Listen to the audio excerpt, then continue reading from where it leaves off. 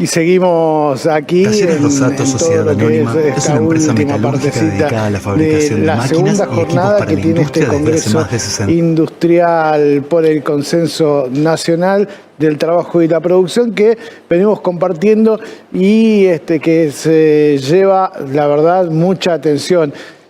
Muchas de las cosas que pasaron acá ya están circulando en los medios, ¿eh? Si empezás a mirarlo con atención en medios digitales, hay mucha de la información que pasó por el lugar, lo vas a estar encontrando como repercusiones. Sinceramente hay mucho interés por todo lo que pasa al mundo pyme, al mundo del trabajo, al mundo de la producción.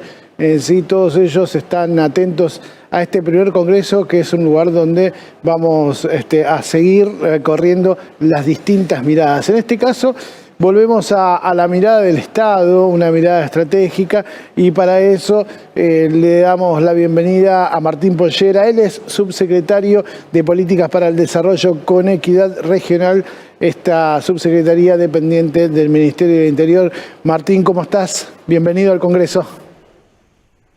Buenas tardes, Ariel, ¿cómo estás? Muchas gracias por la invitación. No, por favor, Martín, la verdad es que es un gusto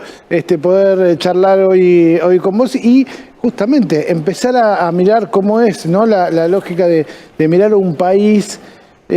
con equidad regional, que incluya, digamos, que no tenga una mirada centralista. ¿Cómo es cuando se imaginan este tipo de desarrollo, teniendo en cuenta uno de los ejes vertebrales de lo que es la organización social del país, que es el trabajo, y el trabajo bajo un modelo productivo? Bueno, en primer lugar, déjame, Ariel, agradecer mucho, además de la participación, estuve escuchando algunas otras presentaciones para estar en línea también con lo que se venía diciendo. Celebro estos encuentros, me parece que era importante y es importante y estratégico escucharnos, dialogar, sumar ideas, porque el país, a la pandemia que nos atravesó a partir de marzo, venimos con una situación muy compleja del gobierno anterior, y es momento de articular todas estas ideas y ponerlas en el territorio. Empezando a dar respuesta a la pregunta que vos hacías, nosotros, esta subsecretaría se creó el 10 de diciembre del 2019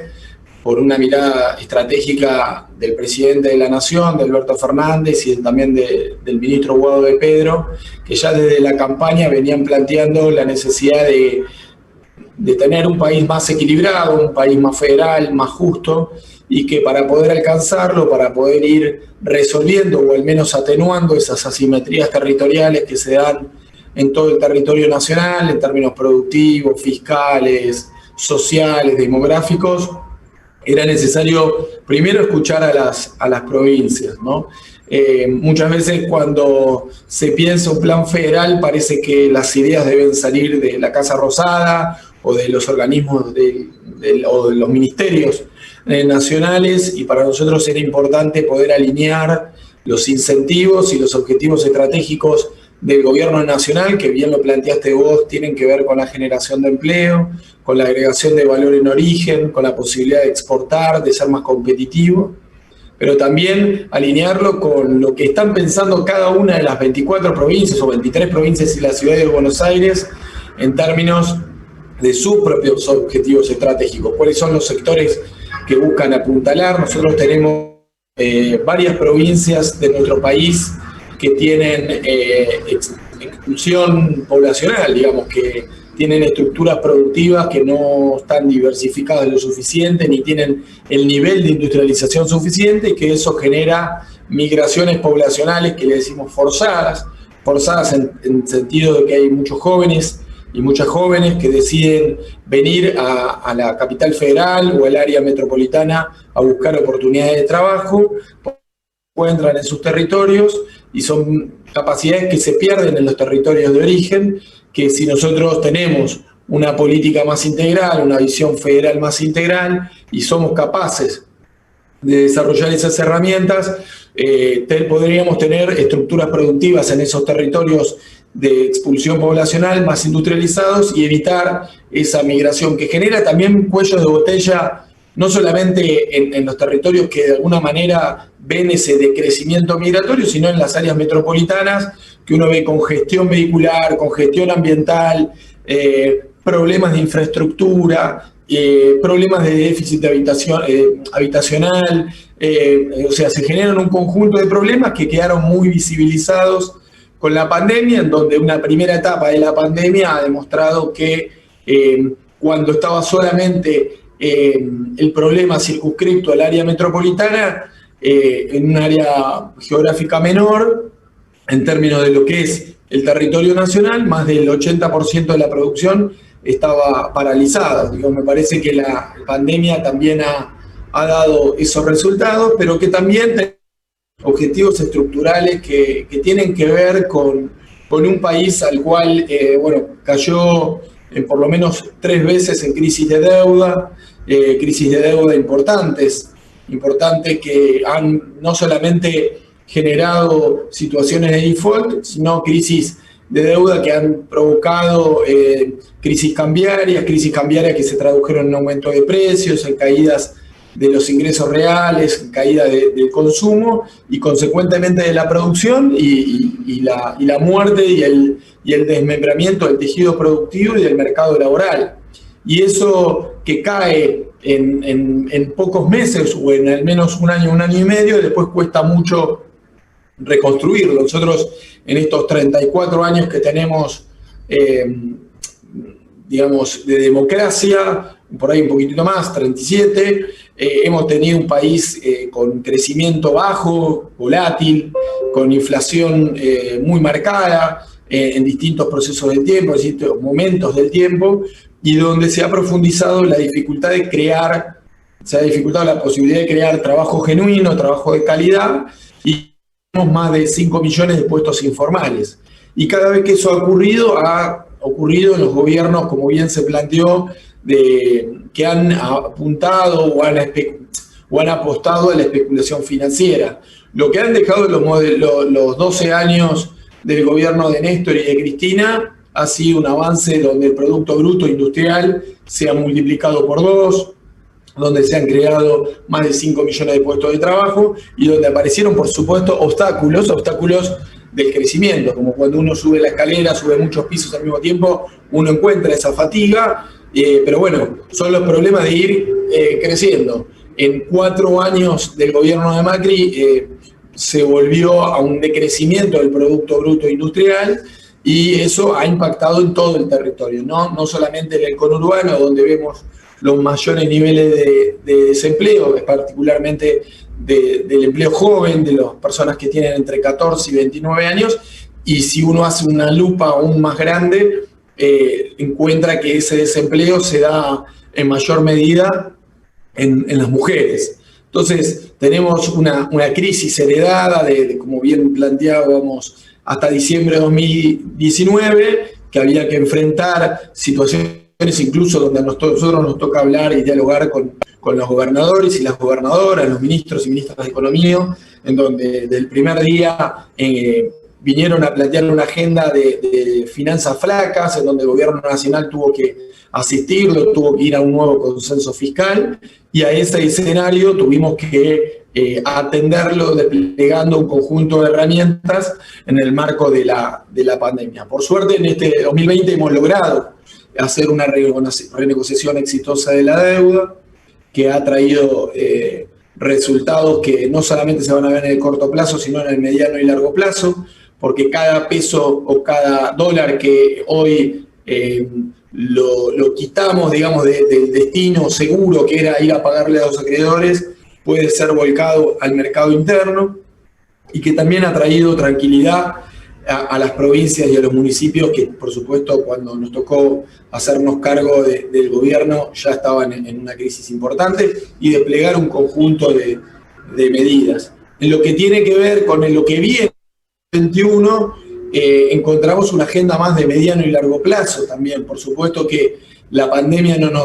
si bien pudimos ir trabajando, no nos permitió desplegarla, visibilizarla, pero donde estuvimos hablando con las 24 jurisdicciones, más de 200 ministros y ministras de las distintas provincias fueron parte de estas mesas técnicas, en donde nos plantearon no solamente las estrategias de desarrollo, sino también los proyectos que de alguna manera remueven estos problemas del desarrollo, que tienen que ver con parques industriales, que tienen que ver con corredores bioceánicos, que tienen que ver con la integración que hoy necesita Argentina. Muchas veces cuando hablamos de las pymes, hablamos de la presión tributaria, hablamos de la necesidad de las exenciones tributarias, pero en realidad lo que hoy necesitan las pymes es bajar sus costos para poder exportar más. Y para poder bajar esos costos lo que necesitamos es mucha obra de infraestructura, mucha interconexión, mucha ruta, mucha conectividad digital incluso, y fundamentalmente mucha competitividad sistémica, como le decimos nosotros, con la creación de polos tecnológicos. Es decir, hoy el Estado debe privar de recaudar un solo peso, porque ese peso que se priva el Estado es un peso que deja de estar en el sector productivo, y ahí es donde nosotros necesitamos volcar los recursos. Hoy los países más desarrollados del mundo cuando han creado su sendero de desarrollo, lo han puesto en el marco de ese crecimiento que tenía que ver con el crecimiento de poner y entender que los recursos tributarios debieran estar orientados al desarrollo, fundamentalmente a la infraestructura. Y ahí es donde nosotros estamos trabajando, apuntalando, conociendo no solamente la estrategia de cada provincia, sino articulando con otras áreas de gobierno nacional en lo que tienen que ser el uso eficiente de los recursos. Históricamente han puesto al peronismo básicamente como un gobierno que no sabe administrar sus recursos, que no sabe utilizar de manera eficiente los recursos, y después de que se plantó ese campo fértil, vinieron gobiernos neoliberales que lo único que hicieron, que en el marco de la lo que hicieron fue ajustar, recortar gastos en educación, en infraestructura, en obra pública básicamente, en salud. En definitiva, el resultado de esos gobiernos neoliberales quedaron más que nunca visibles cuando nos tocó hacernos cargo de este gobierno. Y me parece que el peronismo debe levantar nuevamente una de las tantas banderas que tienen que ver con el uso eficiente de los recursos, porque un Estado inteligente es un Estado que es capaz de planificar y de llegar a cada uno de los municipios, a cada una de las provincias, de la mejor forma posible. Ese es un Estado verdaderamente presente, y para eso necesitamos un diálogo permanente con las provincias. Nosotros, con el diálogo con las provincias, tenemos más de 1000 proyectos de inversión que modifican la estructura productiva, los senderos de desarrollo, que significan aproximadamente 40.000 millones de dólares, que es una cifra bastante equivalente a lo que el gobierno anterior se endeudó con el Fondo Monetario Internacional. Es decir, uno podría hacer un ejercicio simple, decir cuánto podríamos haber hecho en materia de integración regional si hubiéramos contado con esos recursos del Fondo Monetario Internacional para destinarlos a infraestructura, para destinarlos al sector productivo. Por supuesto que los incentivos tributarios son importantes, pero los incentivos tributarios por sí mismos no modifican estructuras productivas. Por eso, cada vez que me toca hablar con cámaras, cada vez que me toca hablar con funcionarios provinciales, insisto en que lo importante acá es definir un orden de prioridad, de secuencialidad de políticas públicas para entender cuáles son las primeras que tenemos que hacer, y las primeras tienen que ver con la posibilidad de generar condiciones para generar trabajo. Es la prioridad de todo gobierno peronista, crear trabajo. Cuando nosotros desplegamos muchas prioridades al mismo tiempo, no terminamos de tener una, y me parece que cada oficina, cada área de gobierno nacional debiera tener como prioridad, como política pública, la posibilidad de generar trabajo. Los mecanismos para generar trabajo son diversos, son múltiples, y eso es donde tenemos que articularlo. Pero me parece que lo más importante de todo esto, y fundamental, es el diálogo permanente con los municipios y las provincias para entender esfuerzos e incentivos y hacer de un país como Argentina, tan extenso, tan asimétrico, un país habitable, donde cada argentino o cada argentina elija donde pueda vivir, donde pueda crecer, donde pueda nacer, básicamente, crecer, desarrollarse, estudiar, tener su casa, tener su trabajo y, ¿por qué no, envejecer? Y eso no significa que se tenga que hacer con necesariamente los recursos del Estado. Si el Estado invierte, si el Estado lo hace de manera eficiente, el sector privado invertirá acompañando esos esfuerzos del Estado. El Estado es quien guía esas inversiones. Si no hay un orden, si no hay una planificación, el sector privado se pierde. Si no hay un orden hacia donde el Estado tiene que girar los recursos, el sector privado no incentiva, no invierte.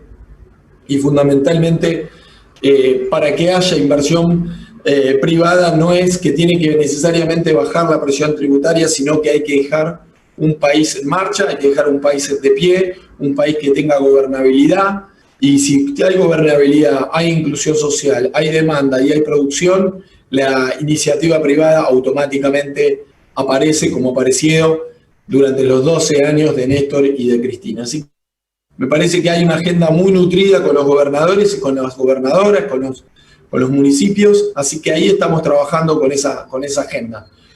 Nos queda por delante un 2021 en donde tenemos que traducir ese crecimiento en desarrollo, y eso significa generar las condiciones para que eso ocurra.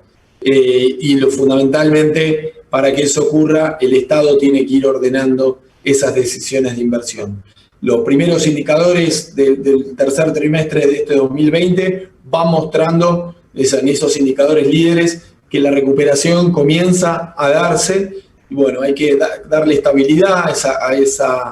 a ese crecimiento, a esa recuperación, y fundamentalmente darle consistencia. Y la consistencia no puede estar si no es a través de la inversión y de la inversión pública. Bueno, primero, gracias por los conceptos tan claros y una tarea realmente importante desde distintas áreas de gobierno, en este caso del Ministerio del Interior, de la federalización, porque vos señalabas esto de la concentración muchas veces de los centros urbanos a partir de la falta de desarrollo productivos regionales, y ese equilibrio justamente para desarrollar las economías regionales se llega a partir de algunas propuestas y justamente programas, pero que tienen que estar enmarcados en una lógica de gobierno. Entiendo que hacia ahí es donde se están planificando, no solamente para desurbanizar esos lugares donde hay tanta población, sino también para que las economías regionales y las provincias y los distintos lugares tengan un destino que no sean la primarización únicamente como salida laboral, ¿no? Esos lugares primarizados de la economía como salida laboral, ¿no?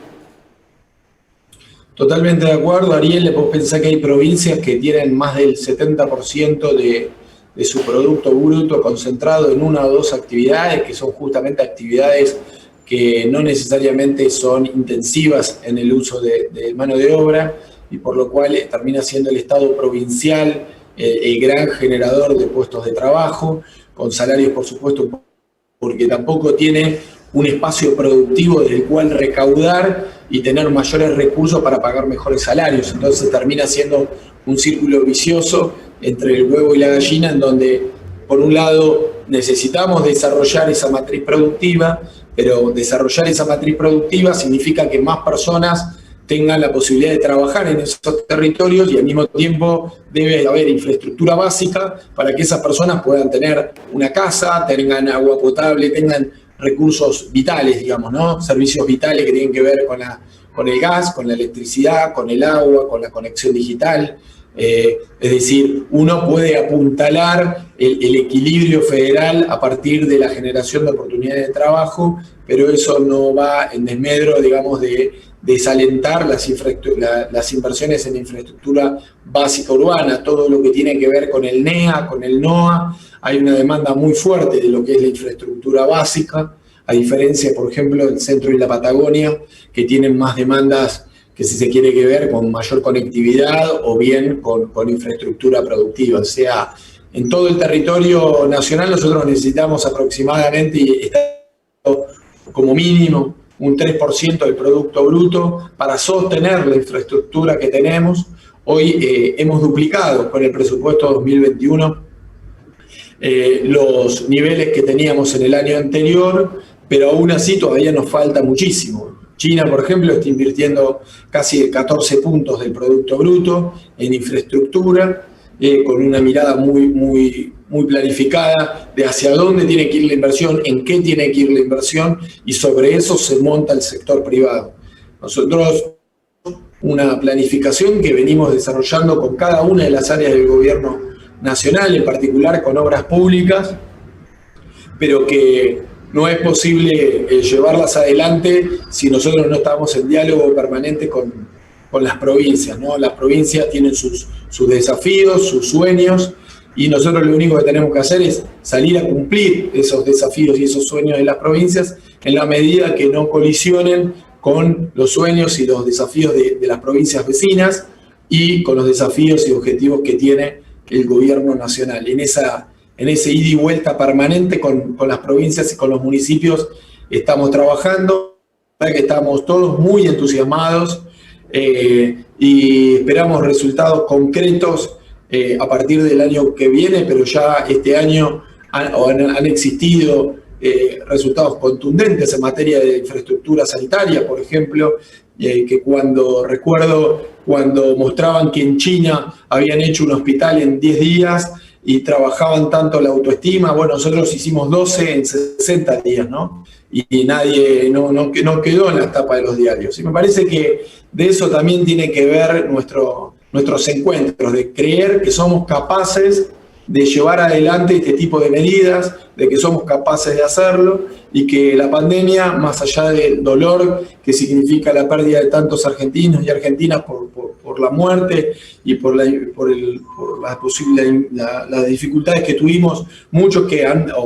tuvieron muchos de haber sido contagiados, sabemos que se abre una oportunidad enorme para nuestro país, y no solamente para nuestro país, para nuestra América Latina, que ha empezado a dar resultados concretos y contundentes de que se está sembrando un nuevo camino, como el que soñaron Néstor, como el que soñó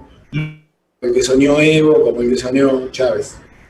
Martín, muchísimas gracias por la charla, por la intervención y por estos minutos. Sabemos que la agenda de gestión es bastante grande, sin embargo, entendemos que el Estado se comprometió para participar de este Congreso y la verdad es que el aporte es realmente valioso. Gracias y te mandamos un abrazo.